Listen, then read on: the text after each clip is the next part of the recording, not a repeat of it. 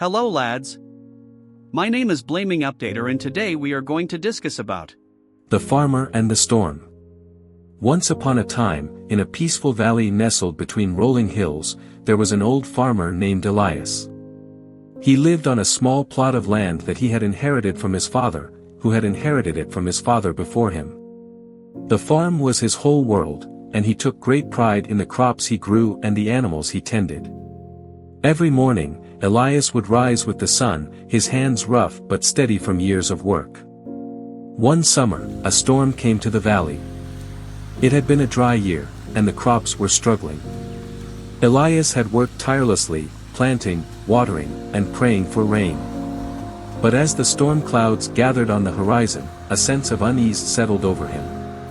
This wasn't just any storm, it was a mighty one. The winds howled and the sky darkened as the first raindrops fell. Elias knew that the storm could destroy everything he had worked for. His fields were ripe, the wheat swaying in the wind, and the animals needed shelter. He rushed to the barn to make sure the doors were secure, and then ran to the fields to gather what he could, trying to salvage his precious harvest. The wind whipped against his face, and the rain began to fall in sheets. But then, in the midst of all the chaos, something unexpected happened. Elias paused for a moment and looked up at the dark sky. The storm was wild and relentless, but there was something beautiful about it too. The rain danced on the earth, feeding the soil. The wind, though fierce, was a force of nature that had been around long before him and would remain long after.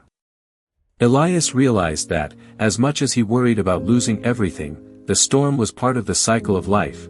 The rain would nourish the earth, and the storm would eventually pass.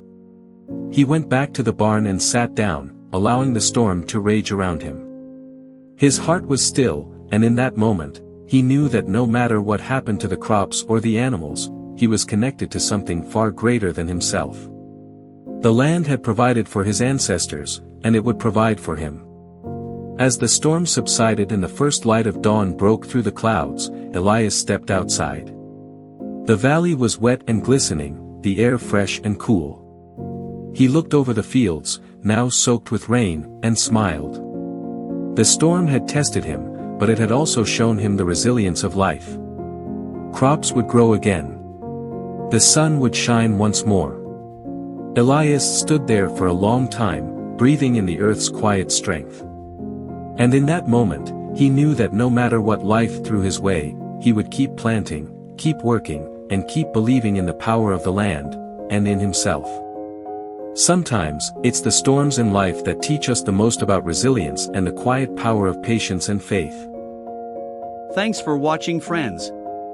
Make sure you like, share and subscribe if you liked the video.